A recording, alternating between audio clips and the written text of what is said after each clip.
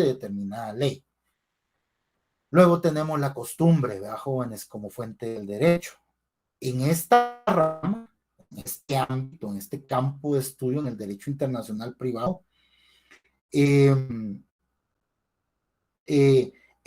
la repetición uniforme y prolongada en el tiempo de ciertos usos o actos de contenido jurídico en la esfera de las relaciones privadas de carácter internacional es lo que en sí constituye o se entiende por costumbre, ¿verdad? Y de la aplicación constante de estos actos con contenido jurídico, ¿verdad? Nacieron en su momento ciertos principios dentro del derecho internacional privado, ¿verdad? Como, o sea, podemos citar algunos, o como referente tenemos el principio de la autonomía de la voluntad, ¿verdad? La regla locus regit actum, que esa es importantísima y esta la encontramos contenida en nuestra ley de organismo judicial. La regla locus regit actum la encontramos específicamente establecida en el artículo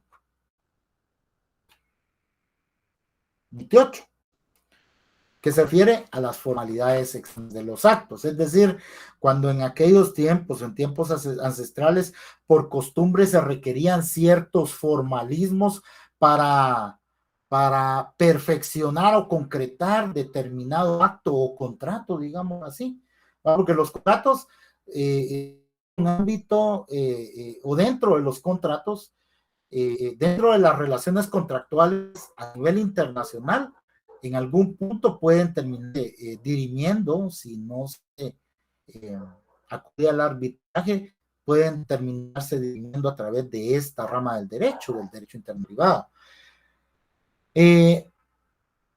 Aplicación en el ámbito de los bienes, la regla mobilia secur persona, bueno, marca locus regit actum, es correcto, Anthony, es correcto.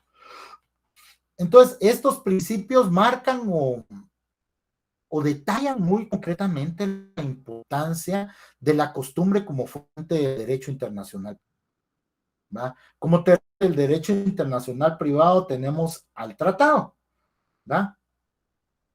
Los tratados son una forma especial de la primera fuente, que es la ley interna. Ahora, ¿por qué se dice eso, patojos? Que los tratados son una forma especial de lo que es denominado ley interna. ¿Por qué es que se dice esto? ¿Por qué se dice que el tratado es una forma especial de ley interna? A ver, Ethel, por favor, adelante. Sí, licenciado, será porque la Constitución Política de la República de Guatemala en el artículo 46 reconoce la preeminencia de los tratados internacionales en el caso de derechos humanos, pero todos los tratados, una vez se aprueban, ¿verdad? Y pasa el proceso de aprobación en el Congreso, pasan a ser leyes internas. ¿Será por eso? Sí, gracias por su aporte. Gracias, muy bien por su aporte. Ahora veamos.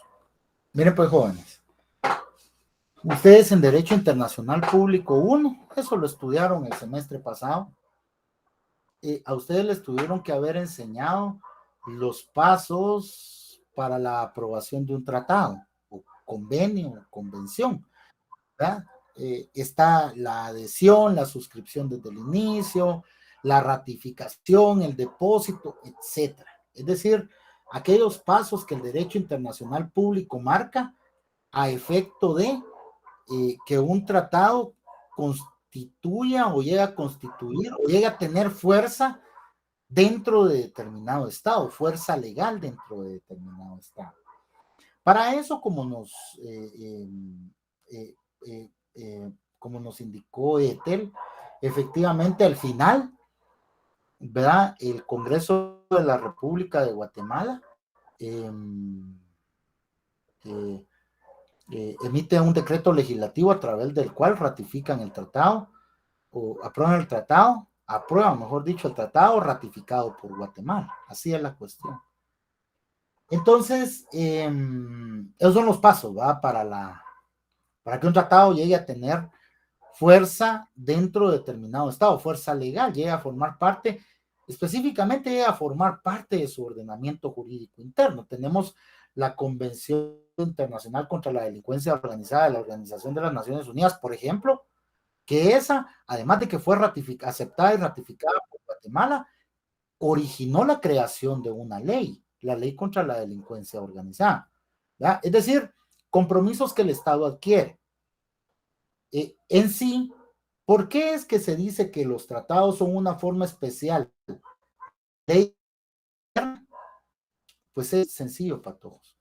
Es porque los tratados sí contienen dentro de ellos disposiciones sustantivas o materiales tendientes a resolver el fondo del conflicto, del tema o de los temas que se puedan estar tratando.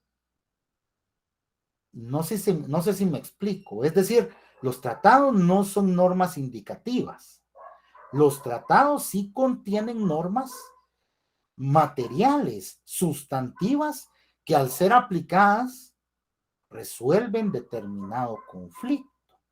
Por eso se dice de que los tratados son una forma especial de ley interna, porque la ley interna nuestra, la legislación interna nuestra, lo que contiene son disposiciones, contiene un articulado o disposiciones de índole sustantivo, de índole material, tendientes a resolver el fondo de determinado asunto. Es decir, al aplicar esas normas, resolvemos el fondo del asunto. ¿Hay problema con el domicilio? Nos vamos al Código Civil a ver qué dice acerca del domicilio. ¿Hay problema con un divorcio? Nos vamos, o sea, tenemos un conflicto de derecho internacional privado y vamos a aplicar nuestras normas para resolver el fondo del asunto, porque el propio derecho internacional privado señaló que la jurisdicción que debía de resolver el fondo del asunto era la guatemalteca, ¿verdad? Entonces, ¿qué leyes vamos a usar? Pues nuestra legislación interna. ¿Ah? Y en los tratados, al aplicar, mejor dicho, los tratados a determinado conflicto, esto es en el momento, ¿verdad? Porque eso es lo que contiene un tratado. Eso lo hablamos, yo creo, si no estoy mal, el primer día creo que lo hablamos y por ahí les platicaron un poquito más acerca de los tratados. Entonces, en sí un tratado se le considera como una forma especial de ley interna por la clase de disposiciones que tienen, que contienen esos instrumentos internacionales, ¿verdad? Y lo que tienden a resolver, ¿verdad? Por eso es que la naturaleza de las disposiciones, por eso es que se le considera una forma especial de ley interna. Ahora, en los tratados regularmente se codifica la costumbre, fíjense, para todos. En los tratados comúnmente se codifica la costumbre. Entonces, ustedes en el texto van a encontrar diferentes clases de tratados a manera de ejemplo, ¿va, jóvenes?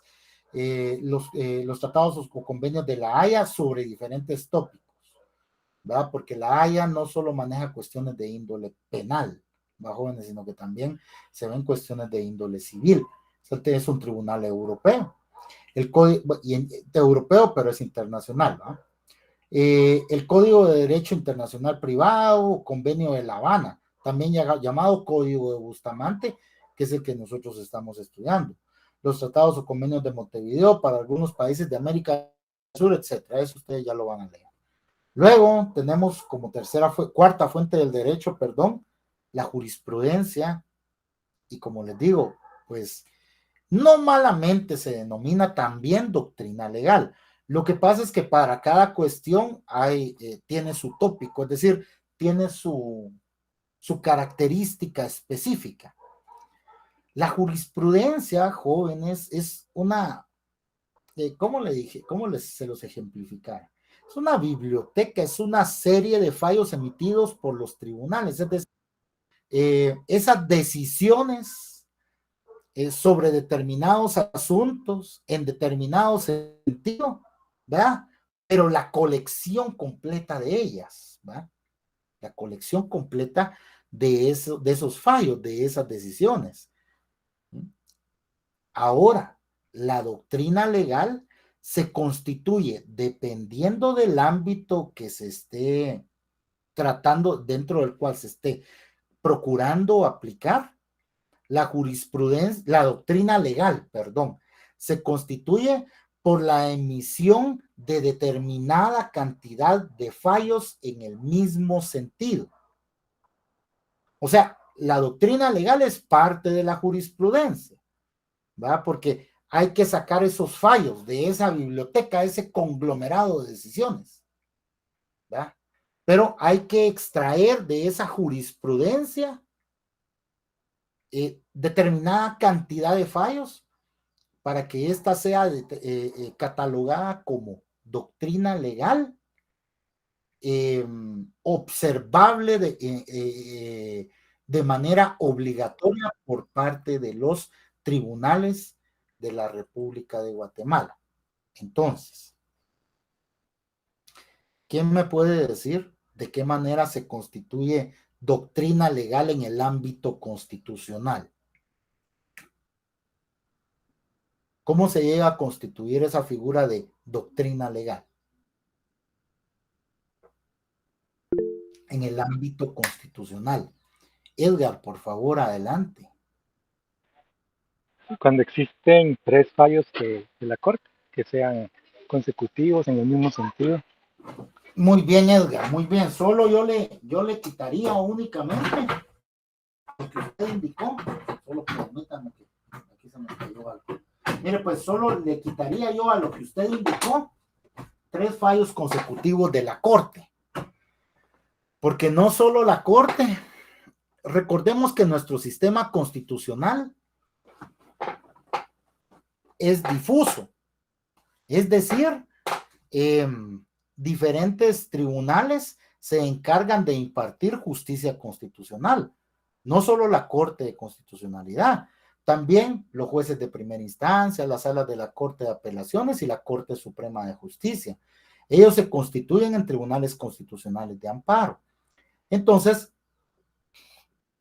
cuando esos tribunales Tribunal Constitucional Extraordinario de Amparo constituido en Tribunal Extraordinario Constitucional de Amparo, así es. Cuando ellos se constituyen en tribunales extraordinarios constitucionales de amparo, ellos emiten los fallos en determinado sentido. La Corte, los jueces de primera instancia o las salas de apelaciones, ¿va? Y la Corte de Constitucionalidad, obviamente. Entonces, cuando hay 3 o más fallos en el mismo sentido, emitidos por cualquiera de los tribunales encargados de impartir justicia constitucional, ahí se genera la doctrina legal, que es de observancia obligatoria. Si se dan esos 3 fallos, los tribunales están obligados a observar y aplicar esa doctrina legal. Y en materia civil, ¿cuántos fallos son? 5, licenciado. 5. Muy bien, Ethel, muy bien, Edgar. Claro que sí. Correcto. Correcto. Son 5 fallos.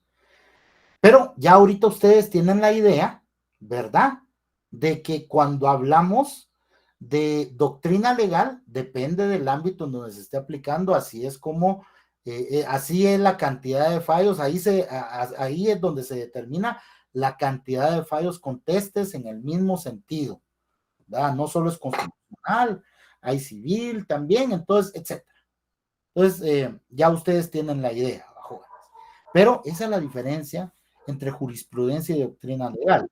Así es que, mis estimados y estimadas estudiantes, cuando a ustedes les pregunten si hay alguna, porque esa es una pregunta que sí le hacen a uno, jóvenes. Si hay diferencia entre jurisprudencia y doctrina legal. Así se la plantean a uno, ¿va? Yo como respondería es, pues no sé si hablar de diferencias, pero lo que sí sé es que la jurisprudencia es esto y la doctrina legal es esto. Entonces, según la doctrina, acá en esta materia, la jurisprudencia o fallo judicial, tanto nacional como internacional, ¿va? Eso constituye una fuente del derecho internacional privado. Activa, los estados que tienen una vida comercial muy activa a nivel internacional cuentan con una jurisprudencia más desarrollada, efectivamente. Recuérdense que las relaciones comerciales no todas son buenas, va, jóvenes. Y cuando hay conflicto hay que acudir a los tribunales. Entonces, ahí es donde se va formando, en primer lugar, la jurisprudencia, porque emiten un fallo, emiten otro fallo, este fallo es en determinado sentido, pero es relacionado a este caso. Para hablar de doctrina legal, debemos de hablar de determinado caso y el fallo se dio en determinado sentido. Otra vez, ese mismo caso con diferentes personas, pero ese mismo caso y el fallo se dio en ese mismo sentido. Otra vez, ese mismo caso con diferentes personas, pero se dio el fallo en el mismo sentido. Y en materia constitucional, 3 son suficientes. Entonces, lo mismo pasa acá. La jurisprudencia es esencialmente dinámica, permite al juzgador examinar cada día nuevos ángulos de aplicación o interpretación de una ley o precepto legal determinado. Algo fuera de esta cátedra, y que solo es para su acervo académico, patojos. Recuerden que en materia constitucional, solo la Corte de Constitucionalidad puede apartarse de su propia jurisprudencia. Y eso es, o sea, está establecido en la ley de amparo.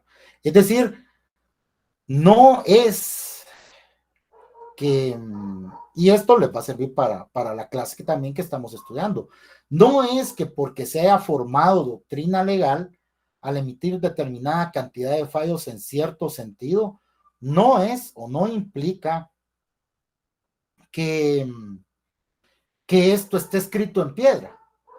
¿Va? Recuérdense de que las relaciones entre los seres humanos evolucionan, ¿va? Y esa evolución en cuanto a las relaciones por la naturaleza cosmopolita del ser humano,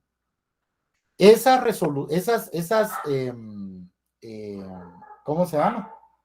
¿Cómo les digo? Esas relaciones, al evolucionar, provocan también cambios en la misma legislación, además de la propia legislación, en la forma en la que los fallos judiciales son emitidos. Entonces, todo evoluciona.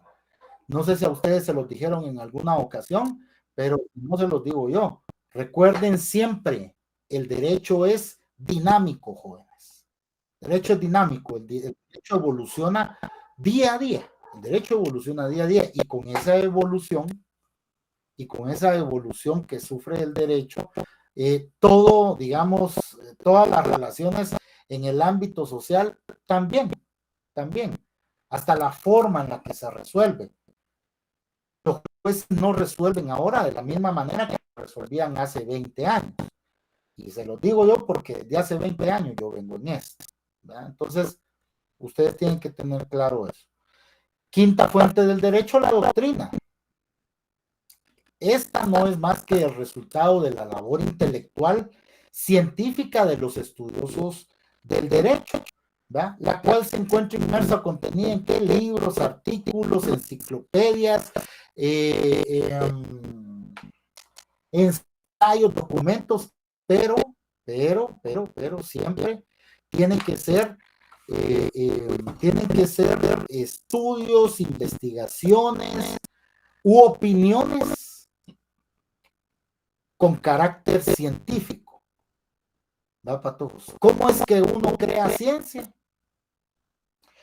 Al realizar, al primero obtener conocimiento respecto a determinada materia y luego procurar su análisis tratando de encontrar nuevos conocimientos. Así es como uno genera ciencia, nuevas ideas, ¿verdad? Así es como la ciencia se genera. O sea, nosotros en nuestra carrera somos pensadores. Eso es lo que nosotros hacemos. Los abogados, eso es lo que nosotros hacemos. A nosotros nos pagan por pensar. A nosotros, y esto se lo digo como amigo, para cuando ustedes sean abogados, ustedes no les pagan por ir a sudar y andar corriendo o cargar una cubeta, o sea, que los miren a ustedes, que ustedes se andan muriendo o desviando. No, a ustedes les van a pagar para pensar. Lo que va a valer van a ser sus ideas, su pensamiento, su intelecto. Se los digo porque cuando uno se empieza a desarrollar profesionalmente, a veces lo mismo se confunde. Y uno siente que tiene que, a veces, ¿verdad? Uno siente que tienen que ver ahí. No. O sea, ustedes ahorita ya pasaron 5 años acá y lo que les espera todavía es por sus pensamientos, por lo que ustedes van a obtener buenos trabajos, buenas sumas de dinero, una buena posición, por lo que ustedes piensan. No se van a equivocar. Bien, por favor. Y para que nadie se quiera aprovechar ya siendo profesionales, que siempre hay alguien más listo que uno, estudien, prepárense. Cuando ustedes estudian, cuando ustedes se preparan, no les va a dar, no es fácil que a uno le digan con un dedo bajo, ¿no? Entonces, es un consejo que yo le doy como amigo. Otras fuentes de derecho, jóvenes. La tradición, el derecho romano, el derecho natural. Eso es lo que nos ayuda a aprender más actuales. Eso es lo que ayuda a Carolina.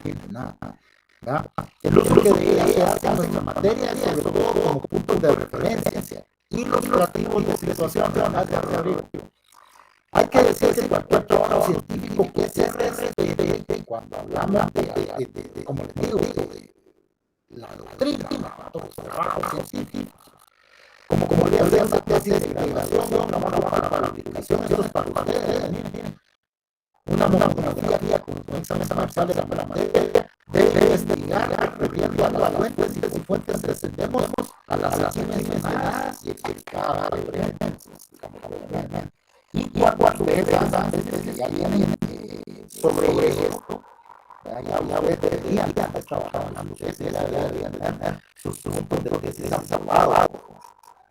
Ya ahorita en la semana van a presentar un curso y ya van a pedir que se les apruebe un test, pero para ello, otro consejo, no se les va a dar, puede uno citar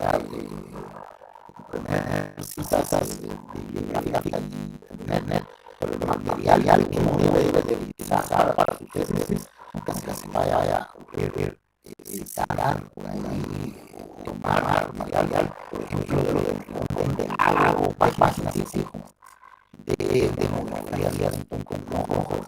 Las citas se toman de libros, ¿verdad? Y si no encuentran en sí poco, van a ver la cita con la dirección electrónica, pero no vayan a hacer eso, por favor, ojos, porque a veces lo dejan pasar a uno, pero que ustedes se ayudan a siempre. Y cuando alguien quiere examinar, ustedes se vuelven importantes y provocan el estudio de eso que hicieron con Baldón, con la fiscal general. Entonces, ahí es donde resultan esos problemas. Y que a veces también hay una situación ahí, sea cierto, no es vergonzoso. Cuando uno hace ciencia, cuando uno es un estudioso de derecho serio, cuando uno es un estudiante serio, uno se esfuerza. Lo único malo que no provoca en nuestra facultad aquí en el grado es la cultura de investigación. A ustedes muy poco les dejan trabajos para investigar, pero vienen, agarran un libro, ahí encuentran el tema y lo desarrollan. pero la investigación no consiste en las investigaciones. Voy a dejar en unos 2, 3, 4 libros a ver qué encuentro acerca del tema. Pero eso implica leer, ¿no? Eso implica tiempo, pero no nos colaboran a nosotros con inculcarnos esa cultura. Pero yo se los digo que si ustedes quieren en algún momento tener algún posgrado, van acostumbrarnos a hacer sus cosas así. Yo me sé, si me recuerdo de la SC, yo 6 meses, me dice así, en donde decir cualquier cultura, y es así, yo la escribí. Yo le soy mi orgullo, mi jóvenes, yo la escribí, porque aunque ahora no puede pagar para que se hagan las patojos, pero cada quien es libre de manejar sus cosas como quiera. Pero yo miro mi título, mi grado académico y yo me siento orgulloso. Eso es lo que a mí me dio para estar aquí dando las clases a ustedes. Y digamos, a mí el haber escrito mi tesis, si ustedes supieran cuánto me ayudó.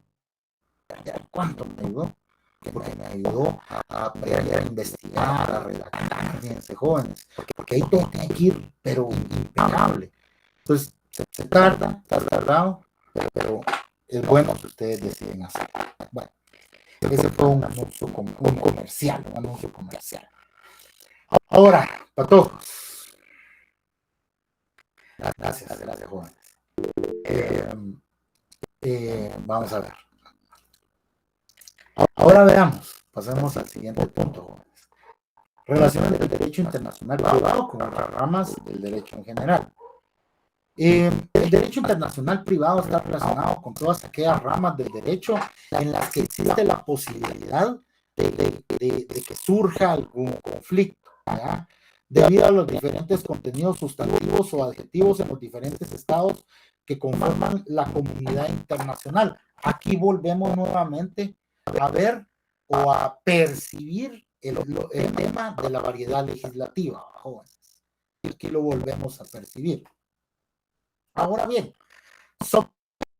brevemente, ¿cómo se relaciona el derecho internacional privado con el derecho civil? A ver, ¿quién me ayuda?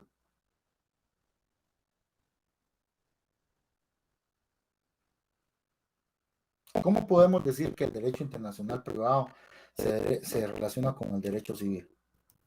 Por ejemplo, en materia de familia. Muy bien, Mario Roberto. Sí, muy bien. ¿Alguien más?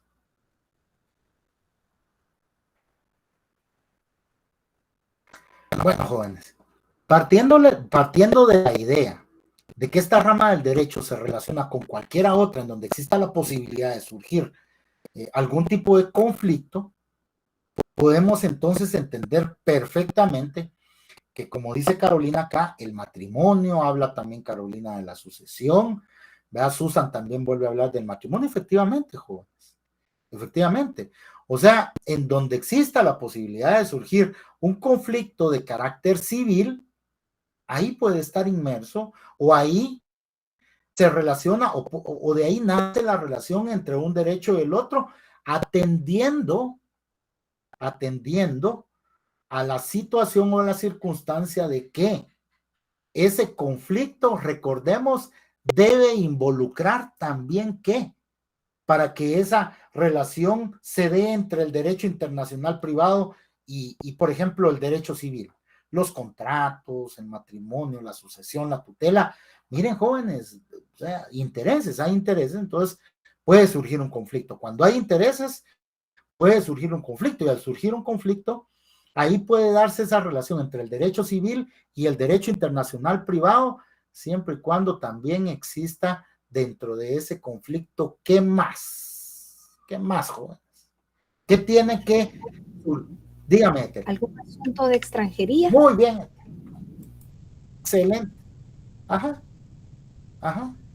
Siempre y cuando dentro de ese conflicto se vea inmerso algún elemento de extranjería. Porque ahí sí estamos hablando de derecho internacional privado. Si no, estamos hablando de conflictos de orden interno, jóvenes, de conflicto entre particulares, pero que la legislación guatemalteca los tendrá que resolver. Pero si hay algún elemento de extranjería, ¿va? Ahí, entonces, ya se involucra también al derecho internacional privado. Y ya se acogen las reglas o las normas del derecho civil para resolver el fondo del conflicto de que se trata. Luego, a manera de ejemplo, no voy a mencionar todos, patojos, porque eso está en el texto y eso lo pueden, ustedes le pueden dar lectura a ello. Pero, por ejemplo, con algo muy interesante como el derecho marítimo, jóvenes, ¿va? Ahí nosotros hablamos o vemos lo relacionado a contratos de transporte, letras de transporte marítimo, jóvenes, accidentes, abordajes, contratos de ajuste del agente de mar, contratos de fletamento, naufragios, hipotecas de buques, averías, asistencia, salvamento, seguros, pérdidas y daño de las mercaderías transportadas. De por sí, cuando hablamos de derecho marítimo, pues estamos hablando de mayormente, mayormente, ¿verdad? De cuestiones de transporte marítimo, bajones, mayormente, no de manera exclusiva, pero sí mayormente, porque realmente el mar, ¿para qué sirve, jóvenes? Para transportar, para pescar, ¿va? Pero eso ya es cuestión fuera de este ámbito. Pero mayormente el mar es utilizado como una carretera internacional, jóvenes, para transportar esas cantidades de mercadería, jóvenes. Entonces, con el derecho mercantil, va, patojos, la calidad de comerciante, los títulos de crédito, las quiebras, un conflicto, jóvenes. Fuerza probatoria de los libros de contabilidad, seguros, hipotecas prendarias. Igual. Si es susceptible de que exista o que surja algún conflicto dentro de ese ámbito del derecho y dentro de ese conflicto surge algún elemento de extranjería, derecho internacional privado, se relaciona con aquella rama del derecho que se va a encargar de resolver el fondo del asunto. Especial mención requiere lo que al derecho constitucional se refiere, ¿va, patojos? ¿Dónde radica básicamente la relación del derecho internacional privado con el derecho constitucional? En primer lugar, es necesario indicar que por derecho constitucional, tomando como punto de referencia al jurista Guillermo Cabanelas, ¿va, patojos? Se entiende que el derecho constitucional es aquella rama del derecho público que comprende las leyes fundamentales que definen un Estado referente a todo lo relativo a la forma de Estado, a la forma de gobierno, a los derechos fundamentales y los deberes de los individuos y a la organización y regulación de los poderes públicos. En segundo lugar, por constitución, es un acta o decreto fundamental, ¿verdad? El texto de carácter jurídico político emanado del poder constituyente.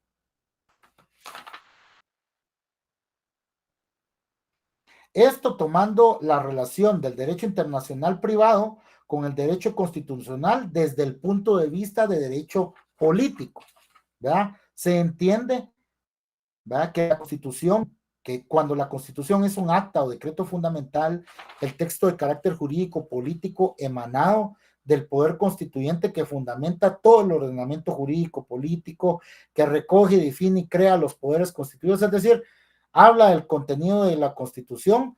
Y en tercer lugar, en cuanto al objeto y sujeto del derecho internacional privado, se apuntó anteriormente en esta obra que el mismo se ocupa de los límites en el espacio del poder legislativo de los estados en su ejercicio nacional e internacional.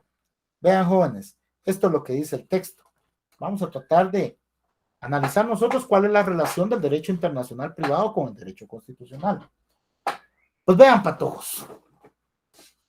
Cuando los tratados son fuente del derecho internacional privado, ¿va?, la aceptación, ratificación y aprobación posterior por parte del Congreso de la República de un tratado, se encuentran esas facultades, se encuentran contenidas ¿en dónde, joven? ¿En dónde se encuentran contenidas esas facultades? En la Constitución. Correcto, Daniel, correcto. Es facultad del presidente de la República o de quien delegue, el ministro de Relaciones Exteriores en su caso, de aceptar, de ratificar tratados. El Congreso los aprueba. Están dentro de las facultades de cada uno de estos poderes de Estado, ¿va? Partiendo de ahí, partiendo de ahí. Luego, la Constitución establece lo relacionado al derecho a las relaciones internacionales del Estado de Guatemala también.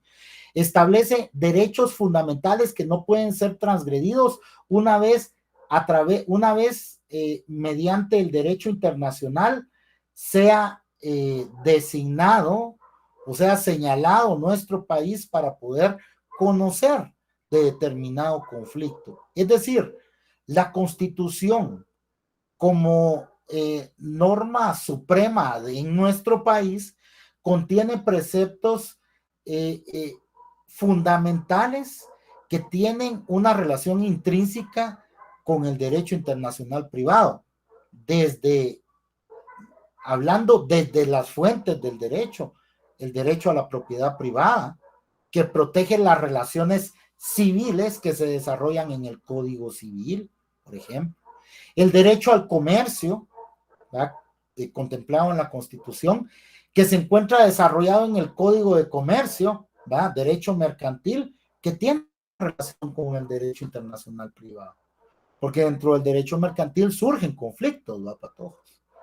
Y así podemos encontrar una serie de garantías o derechos fundamentales que al final de cuentas son desarrollados en normas ordinarias que en última instancia tienen relación con el derecho internacional privado, además del hecho de que a través de nuestro texto constitucional se da vida a una de las fuentes del derecho internacional privado, como lo son los tratados.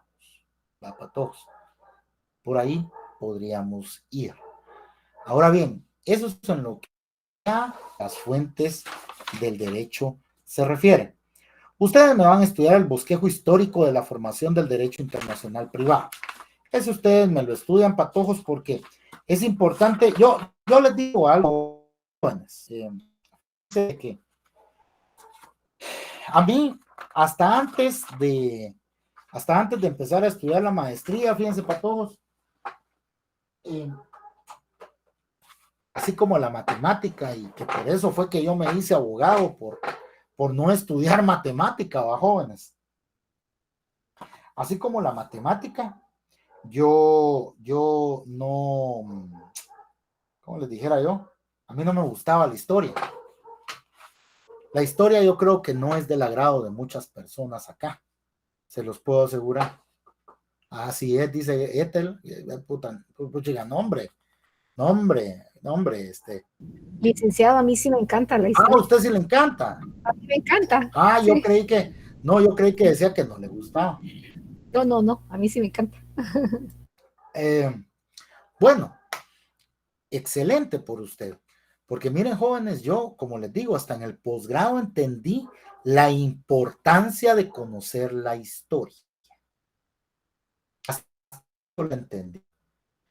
Y entendí, y se me quedó aquí aquel dicho que dice: quien no conoce su historia está condenado a repetirla. Miren, jóvenes, es lo que nosotros hacemos en nuestra sociedad, no es nada nuevo. No es nada nuevo. Eso viene, o todo esto, jóvenes, la formación, la estructura del Estado, cómo nos encontramos formados como sociedad y todo, eso viene de Europa. Eso viene del primer rayito de sol que nació en Europa, Grecia. Entonces, todo esto no es nuevo, jóvenes. Nosotros aplicamos ciertas fórmulas y donde nos dejan de funcionar, buscamos otras, y después volvemos a aplicar las primeras, fíjense, jóvenes. Así es como nosotros funcionamos. Todo lo que nosotros estamos viendo de veras no es nuevo. Lo que ustedes ven que pasó, que ha estado pasando en estos últimos años acá en Guatemala, que ha sido la toma de las instituciones del Estado. Eso no es nuevo, jóvenes. Eso en Latinoamérica se ha venido dando desde hace mucho tiempo. Desde hace mucho tiempo. Aquí lo único que hicieron fue tomar el ejemplo de países sudamericanos. Eso fue lo único que hicieron. Paraguay, Bolivia, hasta Uruguay, Brasil. Eso fue lo único que hicieron, tomar el ejemplo de esos países sudamericanos. Entonces, no es nuevo, pero todo eso lo encuentra uno en los textos históricos. Entonces, ¿es importante conocer la historia? Fíjense, jóvenes, que sí. Y se lo dice alguien que no le gustaba. Pero sí, de veras. En la maestría, en los primeros 2 semestres, llevé historia de las ideas políticas, se llamaba un curso, e historia constitucional y no sé cómo más de Guatemala. Fíjense, ¿no? O sea, tremendo es. O sea, ahí yo entendí por qué es que nosotros actualmente somos como somos, fíjense, jóvenes. Hasta ahí fue donde yo entendí el por qué nosotros somos como somos.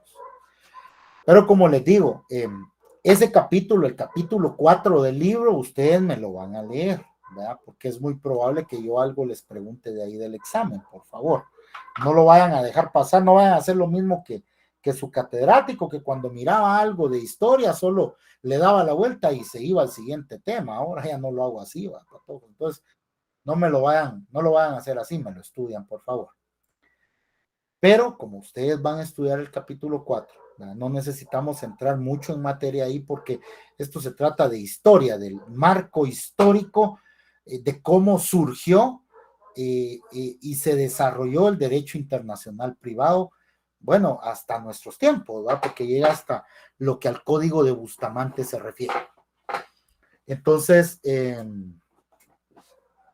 vamos a hablar de un tema que es un poco más práctico, ¿verdad? Para todos. Vamos a hablar de la aplicación de las leyes extranjeras. Lo que ustedes tienen como tema número 5 en su texto guía, ¿verdad, patojos? ¿Cuál es el problema acá en cuanto a la aplicación de leyes extranjeras, patojos? El texto lo que nos dice es: todo Estado es soberano, es decir, tiene la facultad de gobernar con exclusión de otro poder. Las leyes de cada Estado tienen efecto territorial, es decir, dentro de su territorio, por eso existen fronteras. Su efecto y aplicación llega hasta donde llegan sus límites. Entonces, ese es un problema. O sea, hablando desde la perspectiva del derecho internacional privado, ¿creen ustedes que ese es un problema o no? De que las leyes, por la figura de la soberanía, porque la soberanía es una figura que existe en todos los países del mundo, en todos. No hay ningún país que no se considere soberano. Pero por el tema de la soberanía, ¿verdad?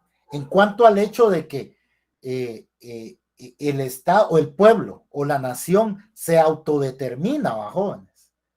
Se autodetermina y es capaz de digamos, aplicar sus leyes dentro de su territorio en el ámbito del derecho internacional privado, porque nosotros vamos a hablar ahorita de lo que a la aplicación de las leyes extranjeras se refiere. ¿Ustedes piensan o creen que ese es un problema? El hecho de que la ley solo se aplique dentro del territorio en donde determinado Estado ejerce su soberanía. Porque ese es el problema que se plantea, ¿va, jóvenes? Ese es el problema que se plantea.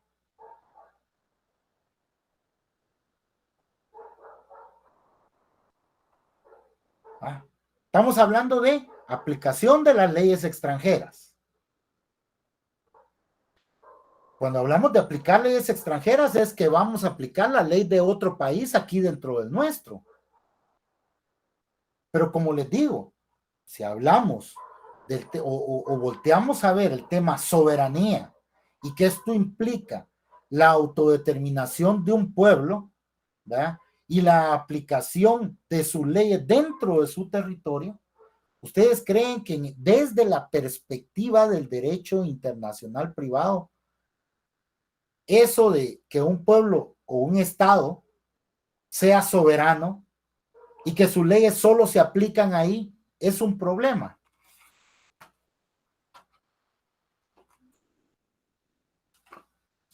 Sí puede ser, licenciado, en determinado momento. Claro que puede ser un problema. Sí puede ser. Sí, sí puede ser. ¿Alguien más? Gracias, Ethel. Gracias. ¿Alguien más, joven?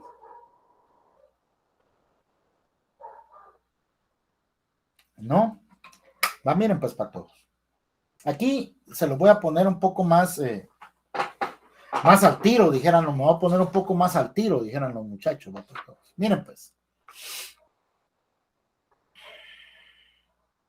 Guatemala está obligada a aplicar leyes extranjeras, jóvenes, es decir, si viene un extranjero aquí a alegar que en su país no es válida la figura del divorcio, pero que su mujer lo está, su esposa está demandando el divorcio acá en Guatemala, ¿se le deberá escuchar o no? Porque en su país está prohibido el divorcio. Pero como acá no, la mujer está demandando acá en Guatemala. ¿Se le deberá escuchar o no? ¿Se deberá de atender esa petición que está haciendo ese extranjero? El decir, mire, yo no me puedo divorciar, no me quiero divorciar en primer lugar, y no puedo hacerlo porque en mi país no es admisible el divorcio. ¿Será atendible esa petición? ¿Qué dicen ustedes? Estamos pensando, jóvenes, ustedes recuérdense que yo ya les dejé de que le dieran lectura a los artículos de la ley del organismo judicial. Si no tiene domicilio acá, no, dice Kevin. Está bien, Kevin, usted se está yendo por lo relacionado al estatuto personal y estamos bien ahí. Solo que a mí me interesa más lo de fondo. El hecho de que me respondan si es atendible o no, de que se aplique la ley que el extranjero está invocando. Ana Sofía, por favor, adelante. Yo creo que se aplicaría la ley en donde fue realizado el matrimonio, porque de ese lugar, en el lugar donde se realizó, pues sería lo correcto. Ajá, sería lo correcto, Ana Sofía. Hagamos una cosa, Ana Sofía, hágame usted un favorcito. Saque su ley del organismo judicial, por favor, y léame el contenido del artículo 35, por favor.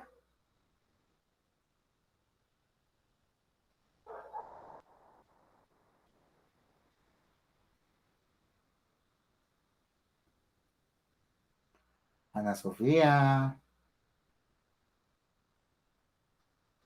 Voy, que estoy sacando mi ley, espérame. Yo creí que ya se nos había ido a tomar café, no nos había invitado usted. No, ahorita voy. Va. Artículo 35. 35, por favor, léame ese artículo. Voy.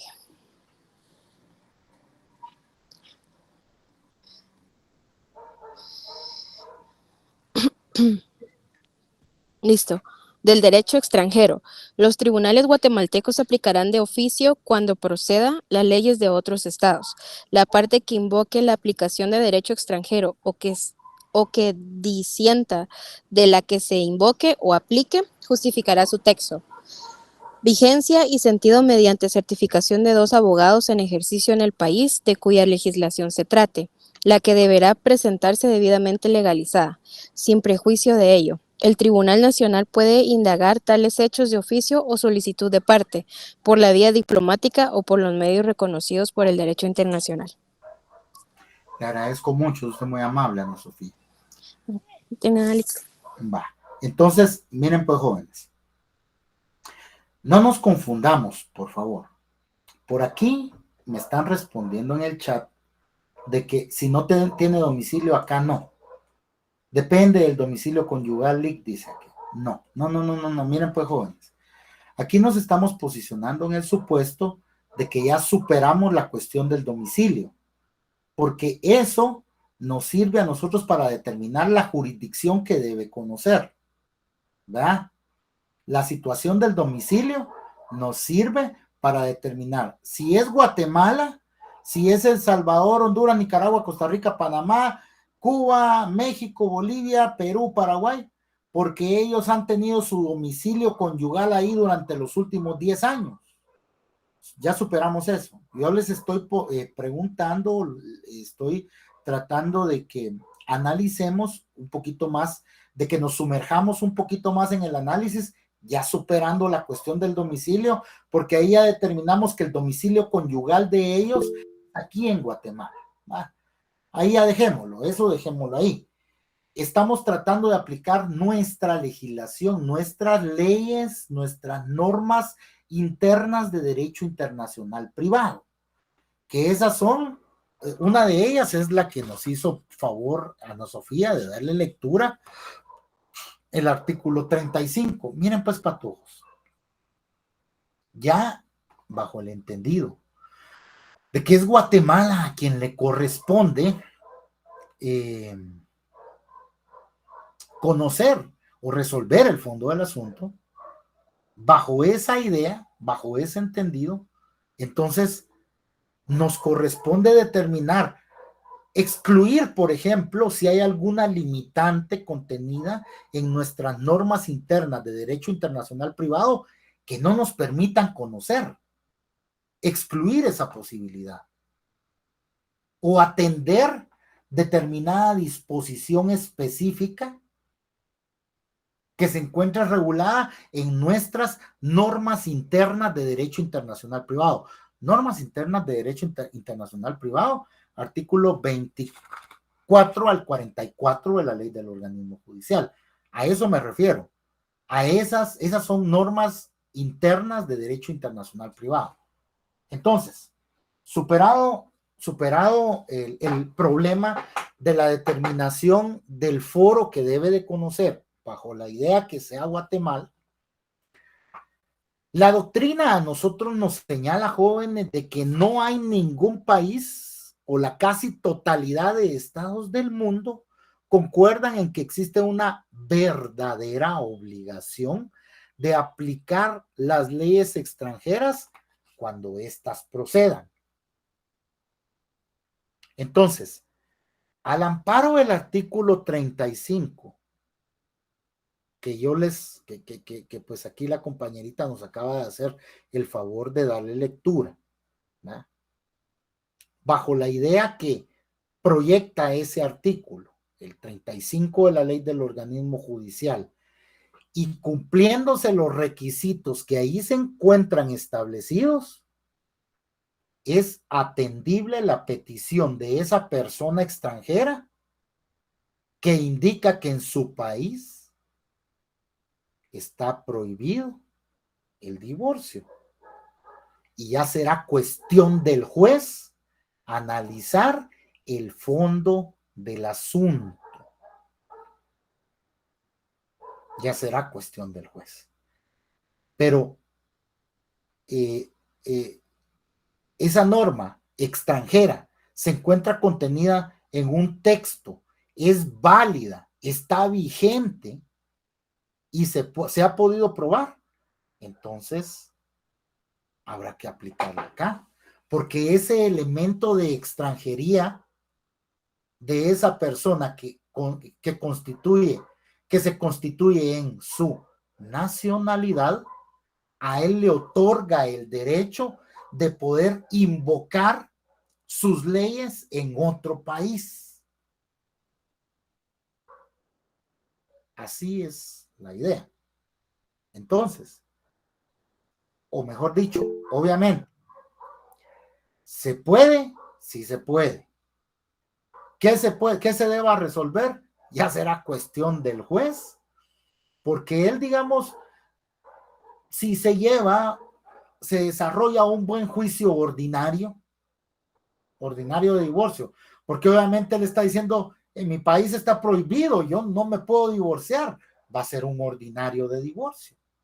Entonces, se desarrolla ese ordinario de divorcio y al dictar sentencia, el juez deberá de analizar, creo yo, muy seriamente el contenido del artículo 78 del Código Civil, ¿verdad? En cuanto a en lo que a los fines del matrimonio se refiere. Es decir, si se logra probar que al final de cuentas no se están cumpliendo con los fines del matrimonio, ¿verdad? Ya es de sopesar la prohibición que él tiene de divorciarse legalmente en su país y que la está invocando acá, y digamos el bienestar de la otra persona que está demandando el divorcio en cuanto a esos fines del matrimonio que ya no se están cumpliendo. Ya será una decisión muy difícil, por cierto, pero bueno, lo que a nosotros nos corresponde es determinar quién conoce, qué foro conoce en primer lugar. Y en cuanto al tema que nos concierne ahorita, que es la aplicación de las leyes extranjeras, el establecer si esa ley es aplicable aquí en el país o no. Ahora bien, Ethel, díganos. Licenciado, me surge una duda. A ver, díganos. Sí, volviendo al caso del divorcio, que está prohibido en el país del caballero, pero la esposa guatemalteca sí se puede divorciar. ¿Qué sucede si fallan a favor del extranjero y la señora pues no está conforme, ¿verdad?, con el matrimonio, es la que se quiere divorciar? Esa sería, si el fallo fuera a favor de él, sería un fallo contrario como a los derechos de la mujer acá en Guatemala. Mire, Ethel. Podríamos irnos por ese lado y defender los derechos de la mujer, porque... Sí, no. ¿no? Sí, no. Sí, le entiendo. Mire, pues no, mire, pues, yo suelo ejemplificar las cosas que trato en clase con situaciones personales, ¿verdad? Que a mí en la práctica se me han dado, porque es la mejor forma así entiende más fácil uno, ¿ah? Cómo es que actúan nuestros tribunales de justicia. Mire, pues, Gretel, yo le voy a ejemplificar con algo de un divorcio ordinario que yo tuve y que es la primera vez que yo veo eso, ¿va? Gracias, licenciado. Es la primera vez que yo veo esto, pero se lo voy a ejemplificar así, porque si hicieron eso con dos connacionales, hay Dios que será cuando nada más están viendo por los derechos de un guatemalteco. Bueno, mire, pues, yo tuve un divorcio ordinario en donde la jueza, y me voy a omitir su nombre de veras por ética, ¿verdad? Porque lamentablemente ese es el problema cuando las instituciones... Miren, jóvenes, yo no estoy en contra de que cuando una persona, porque pues yo ya tengo mis años de edad también, pues, o sea, yo también, yo no estoy en contra en que nadie a ninguna edad desarrolle determinada actividad laboral, siempre y cuando pueda cumplir con las necesidades que el cargo demanda, ¿verdad? Porque el ser juez no es fácil. El ser juez uno tiene que estudiar, hay que ser estudioso, hay que digamos, no solo meterse a estudiar la rama del derecho que ellos se encuentran juzgando, sino que también otras cosas que a ellos les ayude a desarrollar su sentido común, ¿verdad? Pero aquí muchos jueces ya llegan a determinada edad, entran en su zona de confort y ya no, ellos que porque son jueces de años y han venido haciendo las cosas durante años de la misma forma, eso es lo correcto. Yo siempre lo he dicho, que no porque algo se venga haciendo de determinada manera durante mucho tiempo es correcto. Yo siempre lo he dicho. ¿Por qué? Porque uno siempre, como el derecho evoluciona, uno también puede evolucionar al estar trabajando en esas instituciones. Pero la cuestión es esta. Yo tuve un divorcio ordinario en donde estaba patrocinando a la parte demandante, que era la mujer. Ella estaba demandando el divorcio de su esposo. Como les digo, pues esto es académico, jóvenes, y no estoy mencionando nombres. Pues vienen y al final de cuentas se desahogó la prueba, el demandado fue declarado rebelde, no se le recibió prueba al demandado, y viene, y a pesar, la causal que se estaba invocando era los malos tratos de obra o de palabra. Entonces, a pesar de que hubieron testigos que dijeron, sí, es que nosotros en determinados eventos nos dimos cuenta cuando esta persona trataba mal a la señora, ¿verdad? La regañaba, le decía que era un inútil, que era una buena para nada, es decir, o sea, malos tratos de obra, que llegaron a un caso de violencia contra la mujer en su manifestación psicológica en contra del demandado ahí, sindicado allá en el otro proceso.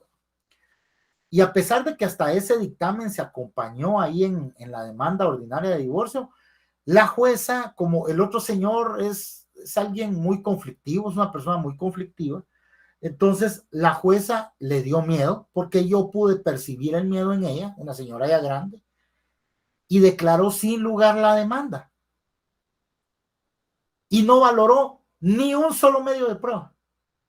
Ella dijo que las declaraciones de esas personas que decían de que trataba mal a la señora eran referenciales, porque los testigos decían de que la señora les había dicho a ellos que eso se llama prevaricato, señores.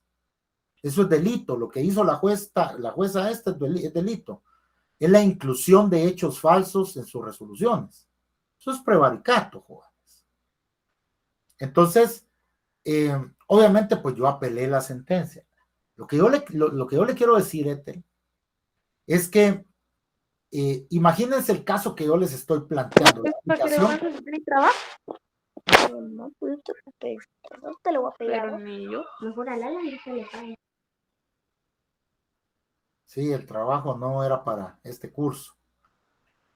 Entonces, lo que yo le quiero decir, Ethel, es que los jueces, o sea, imagínense el caso que yo les estoy planteando, la aplicación de una norma que no es nacional. Ellos, en muchas ocasiones, prefieren salirse por la tangente y no resolver como deben de resolver, ¿verdad? Porque les causa más problema el sentarse a pensar y analizar de qué manera van a resolver. Entonces, yo donde vi esa sentencia, la que a mí me dieron, yo de veras lo que me causó, lejos de causarme disgusto, me conmovió y no quiero, por favor, que vayan a verme mal a mí por lo que yo les voy a decir, porque eso fue lo que yo sentí. Me conmovió el desconocimiento, y tal vez, digámoslo así, la ignorancia con la que la jueza fue capaz de resolver.